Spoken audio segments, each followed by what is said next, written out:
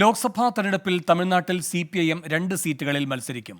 മധുര, ദിണ്ടിഗൽ മണ്ഡലങ്ങളിലാണ് മത്സരിക്കുക. കഴിഞ്ഞ തവണ CPIM മത്സരിച്ച കോയമ്പത്തൂരിന് പകരമാണ് ദിണ്ടിഗൽ സീറ്റ് നൽകിയത്. മനേഷ് മൂർത്തി ചെന്നൈയിൽ നിന്നും കൂടുതൽ വിവരങ്ങളുമായി ചേരുന്നു. മനേഷ്, CPIM-ന്റെ ഒരു സീറ്റിലെ മാറ്റത്തിന്റെ സാഹചര്യം എന്താണ്?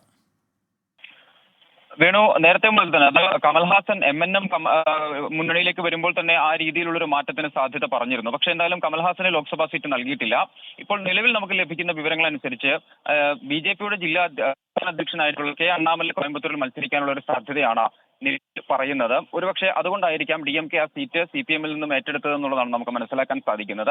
അവിടെ DMK തന്നെയായിരിക്കും മത്സരിക്കുക എന്നുള്ള സൂചനകളാണ് നിലവിൽ എന്തായാലും ലഭിക്കുന്നത്.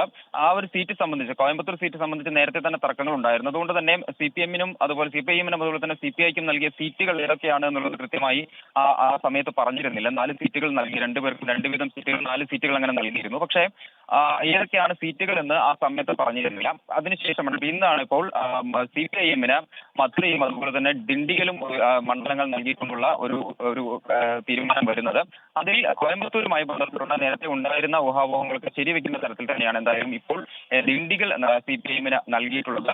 എന്തായാലും ഇത് ഈ 2 കാരണങ്ങൾ കൊണ്ടാണെന്നുള്ളത്, ഈ ഒരു കാരണം കൊണ്ടാണെന്നുള്ളതാണ് നമുക്കിപ്പോൾ നിലവിൽ ലഭിക്കുന്ന സൂചനകൾ.